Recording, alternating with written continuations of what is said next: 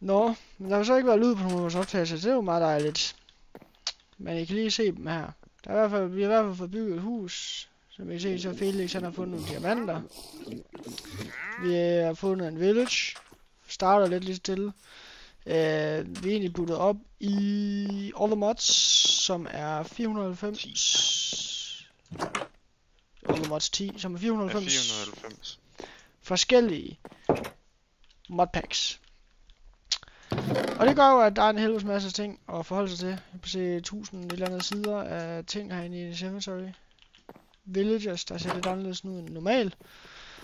Og det er længe siden, vi har spillet Minecraft sidst. Og det gør jo bare, at det bliver endnu federe.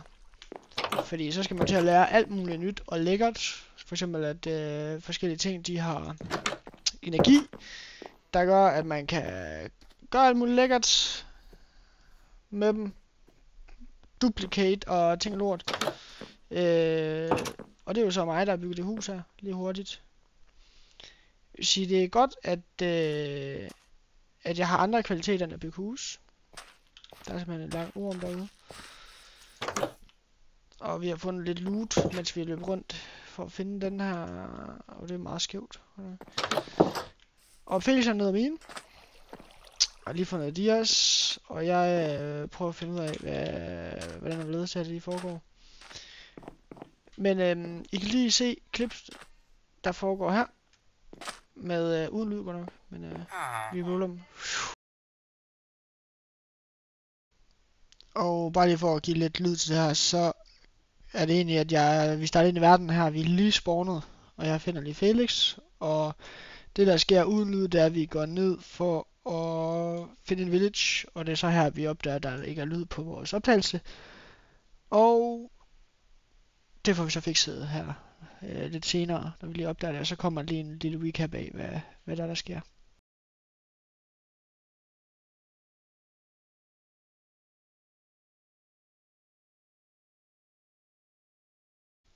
Og nok om det, så springer vi tilbage nu til med lyd.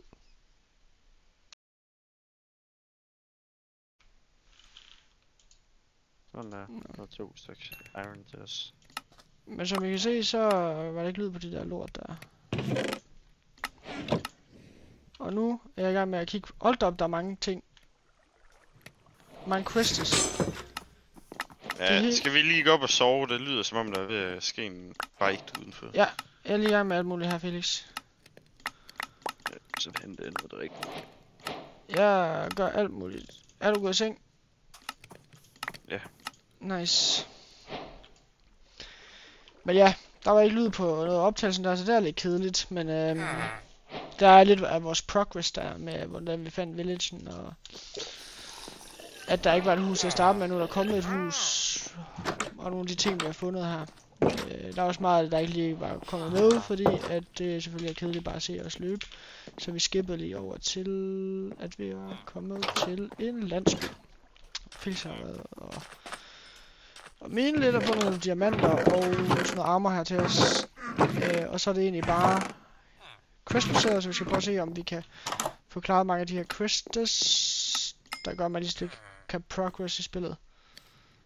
Fordi det er vist meget quest, var det ikke sådan, Felix? Jo.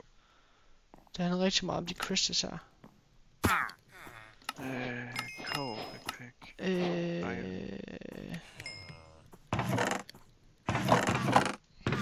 Og hvad er det for nogle quests, du er gået efter at løse nu? Mystical Agriculture. Og hvad gør det? Det er den, der gør, så vi kan farme alle resources til sidst. Nå. Og hvor var den henne, sagde du? Nå, der er Mesterfood. Ej, til kæft. Og hvor langt er noget af den? Og hvordan kommer jeg frem i den? Den er fuld. Hvad? Det giver sig selv. Okay, det kommer bare selv. Jeg kan ikke forklare dig det hele. Har du set det hus, jeg har bygget?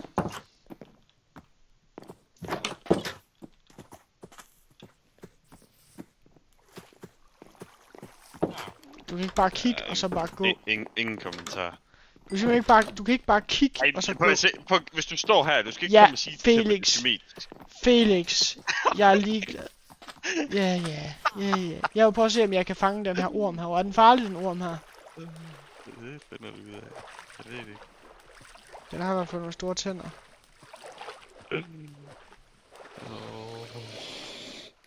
Nu har jeg i hvert Vi fald... kan ikke bo i det hus der. Det er står lige der? før det er mindre end det vi bor i nu. Hvad står der, den her den er? Det er en... Sea Serpent. Skal jeg prøve at nakke den? Ja, gør du bare det. Jeg kan ikke slå på den. Nå, det kunne jeg godt. Og så flygter den. Tror jeg. Det gør den ikke. Det gør den ikke. Den flygter ikke. Den flygter ikke. Den flygter ikke. Eller hvad? Bangbox. Nu tror jeg, den blev sur. Det gjorde den. Den spyrer ild, eller hvad? Eller er den skeleton her? Fuck me. Sådan der. Kom lige til at tage ud. Jeg ved ikke, jeg ved ikke, hvad jeg skal. Sådan. Udover loot de kister her. I Minecraft, det normale, der er for lang tid siden, der var det bare sådan. Der vidste man jo, at du skulle starte med 5 jern. Og så sådan en progress derop fra det. Men hvad starter man med her? Jeg ved ikke. Nu er jeg bare gået i gang med en eller anden quest. Bare en.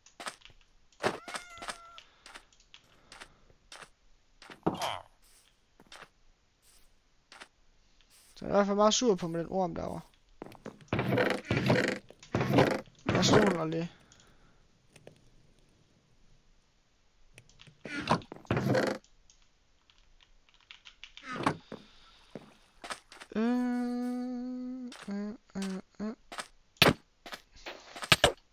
Okay, krabberne de slår igen. Græs i det her. Ja. Det er fandme heller ikke almindelig græs. Jeg har fået et trofæ til os. Hvad er der? Ja. Et krabbetrofæ. Bro, den der fucking ord, den er sur på mig nu.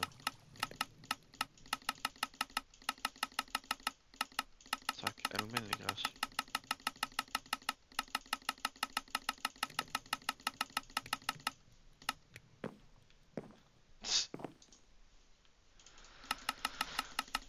Okay, der er simpelthen ikke nogen begrænsning på, hvor stor man kan lave det trofæ her. Jeg kan se, tror jeg ikke. Eller hvad?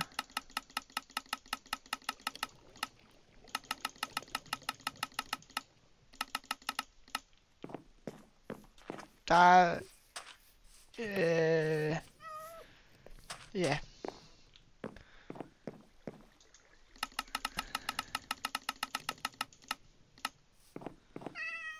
Felix? Felix? Fordi... Jeg har gjort det... Jeg har kommet til at gøre en kæmpe krabbe sur. Ja. Så vi kan ikke rigtig komme ind i vores hus. Men det må du få fikset, så. Jamen prøv at se.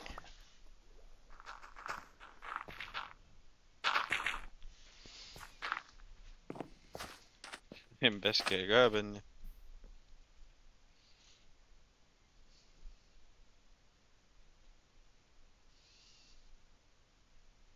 Så prøver jeg at prank dig. Hvad laver du?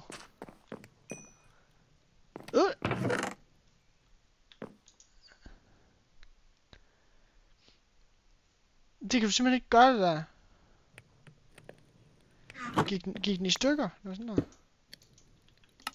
Det er en fin størrelse, der. Men jeg vil ikke mine noget græs til mig. Jo, altså bare sige til, eller hvad? Ja. Nej, græs. Altså dødt. Nå. Jo, det gør jeg det. Hvor meget skal du bruge? Nok til at fylde det her hul ud. Ja. Oj. Så skal jeg have gjort det her.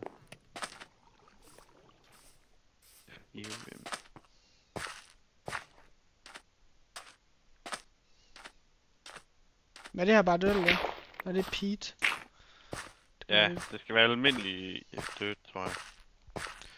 Jeg går på ekspedition. Der var jo meget af det her. Pete.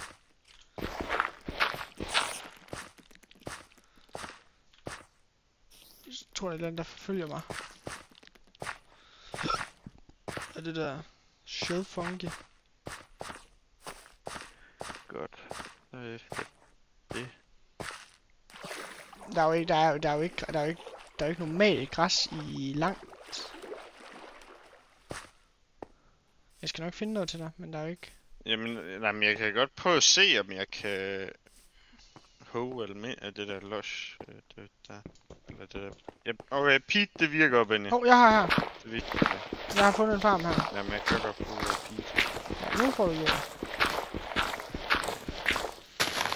Nu får du dirt.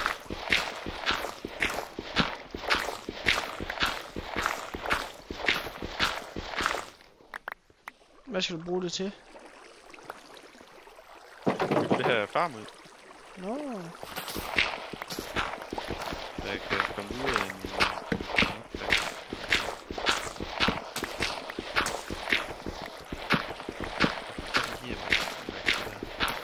Jeg hakker. Det er heller ikke udkommet nok der.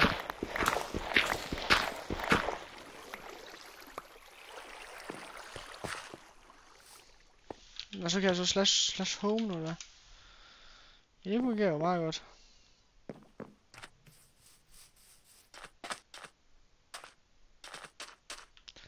Det ser bare lidt disgusting ud, det der. Jamen, det er for at komme videre. Jeg skal ikke bruge alt det der. Hvad er det så, du så her? Inferium. Ethereum. Inferium. Og det er godt til. Ja. Hvis du går ind i questbooken, så kan du se, hvad jeg kan gøre med det. Men jeg kan ikke rigtig gøre noget med det, før jeg kommer videre. Når det der sickles Det eneste, der. jeg kan lave nu, det er dirt og wood seeds. Deep slate stone. Med det der, hvor så du i kan få næste en tier. sickles og watering can og scythe. Det ved jeg ikke, hvad det bruger jeg ikke. Men så i næste tier, det er Prudentium. Der kan jeg så lave kul og amethyst og... Jeg ved ikke lige, hvor det er, du kigger henne. Når der er Inferium tier 1. For all of your growing needs and mythical archetype. Inferium is the best tier of all intention. You can get this from mining, killing mobs, and by making seeds to grow them. Så får man det, og så kan man så komme op i Prudentium, eller hvad? Ja, Og så kan man komme der op i er helt Therium. op til Insanium. Hvad med den der Creative Essence? Den skal man være kreativ for at få. Jeg skal have lavet for helvede. Benja? Ja? Jeg har en lille opgave til dig, hvis du gerne vil. Ja. Jeg skal bruge noget rød uld. Rød uld. Ja. Det var meget specifikt. Ja. Men jeg tænker bare, hvis du kan finde noget vildt. Jeg skal bruge 9 stykker. Der er 3 her. Hvor? Jeg har dem her. Ah. Og så er der string her. Og string, det kan man vel lave om. Hvad? Nej, jeg kan bare lige... Red dye. Ja. Hvor meget skulle du der? Jeg skal have en mere, så jeg... Oh my god. Ja. Ja. Ja.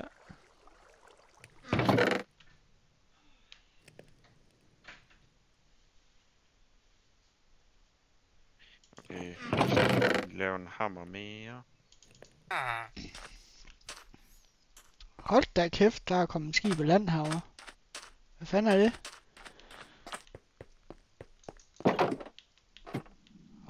Felix! Hvad fanden har du... Kan du sejle båd nu? Ja. Ej, det var fucking ikke det der. Hvad fuck sker der? Nå. Ja, som I kan se, så Felix han er lidt bedre til at bygge end...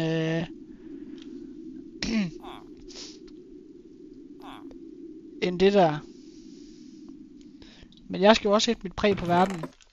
Så er han simpelthen lige off camera. Får sejlet en båd i land herovre med vindmøller på, og jeg skal komme efter jer. Men ja, det er så Felix, der har knoklet lidt. Fået slagtet nogle ting her. Jeg ved ikke, Felix, vil du forklare lidt, hvad fanden du har fået lavet? Lige nu der arbejder jeg med Mystical Agriculture, så vi kan ende med at få uendelige ting. Ja, for det her, det ligner jo sådan noget Herobrine eller andet. Ja, det er der, du crafter dine seeds. Okay. Så indtil videre har vi jern og redstone, kul. Ja, for ikke at har vi også. gøre det for nørdet, så kan man sådan få uendelige. Var ikke noget med det, hvis jeg forstod rigtigt? Jo. Uendelige års ved at sådan at så det, eller hvad? Ja, fordi så får man det her op. Det hedder Essence. Der er en stack Iron Essence, og det giver 48 Iron Ingots. Og hvor meget essence får man ud af det derovre? Bare for... Du får 1-4 hver gang du høster en. Okay, så det kan egentlig godt betale sig. Og så har du fået sat sådan en... Ja, jeg var lidt heldig, fordi man får en reward hver gang man klarer en quest. Ja. Så var jeg lidt heldig at få den der. Den har lidt en bøvlet... Du var inde i det der... hvad var nu det hed? Mythical Articulture, ja. Ja, så kan du godt se, at hver gang jeg crafter en ny seed, så er der en chance for, at jeg får der er sådan noget reward noget. Ja. Og der står der nogle procenter, så der har du været rigtig heldig. Og hvor langt er du så nået i det her? I Mystical Agriculture? Ja, er det Prudentium? Altså, hvis du kigger på de der tiers der, så er jeg kun i tier 4, den blå af dem. Men jeg har ingen af seeds endnu. Og hvordan får vi det? Det er jo det, vi skal have i dag nu. Ja, det er det, jeg er ved at crafte nu. Jeg skal bare lige have 4 guld på mig, så kan jeg crafte guldseeds. Okay. Så kan jeg jo lige tage en lapis med os. Men det er jo lige for, at vi skal... Nu har vi fået startet det her. Og kommet i tier 4 i vores quest. Så det... se, hvordan man gør det. Ja, det skal jeg. Så det er jo lige før, at vi skal sige, at vores startepisode her, den slutter af på, at vi får seedet til tier 4. For så har vi lige sagt vælg.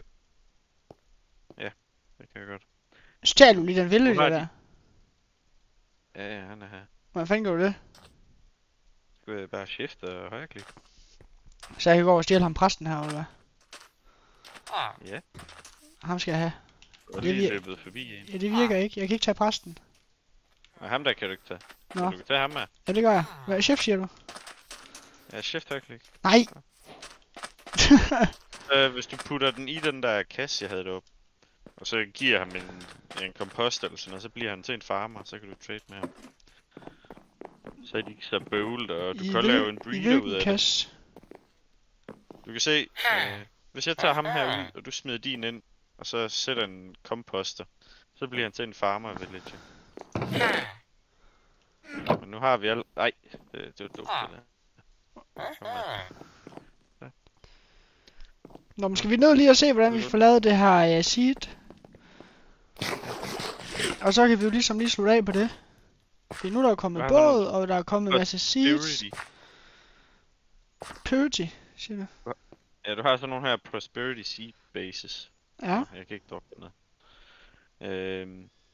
Og det er det, du bruger til at lave alle seeds. Og nu er jeg i tier 4, så der skal jeg bruge det blå essens. Og hvor har du fået det fra? Der går 4 af dem til. Det grønne, det bliver du bare ved med at opgradere. Okay. Og så 4 af det andet. Og så har du sådan en wand her, så klikker du bare. Så spytter den seed ud, så. Det er kæft. Må jeg få lov til at så den? Jamen, vi skal lige, fordi... På hver tier, du kan godt se, hvis du kigger på det... Nej, hvorfor viser den ikke det? Der står tier 1, major. Ja, men der er jo almindelig farmland, og det er ikke så godt. Så er der det her over Ethereum Farmland. Det er lidt bedre. Det giver 100% output. Ja. Så er der det lysegrønne, det giver 150% output. Og så fortsætter det op. Og det røde eller orange her giver 200. Og hvordan den får her, vi det orange? 200. Ved at craft det orange ud af det lidt mørkegrønne der. Okay. Men så det blå her, det giver så... Og det er det skal sås på, eller hvad? 200. Ja, det er bare for at få mere ud af det. Hold da, det går stærkt. Ja. Nu står der den her major, kan jeg så høste den? Ja. Klikker du bare, så får du essence. Ej, det er ikke Ja, nu har...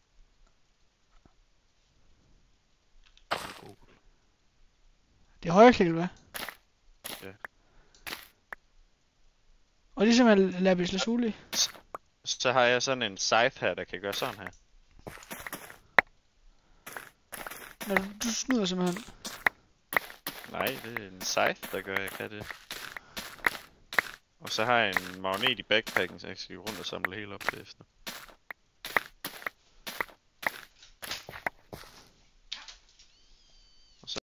Godt. Åh! Vi skal ind og sove nu. Ja, vi skal ind og sove. Ind og sove. Så kan vi lige slutte den her episode start på af. Nå, det har vi sådan der. På at jeg lige får lov til at plante en af de der seeds der. Synes du ikke, det lyder som en god plan? Jo, men jeg kan ikke lige finde ud af, hvorfor den ikke gider... Hvis du nu putter den ind i den her rygsæk her. Jeg kan bare slå magneten for.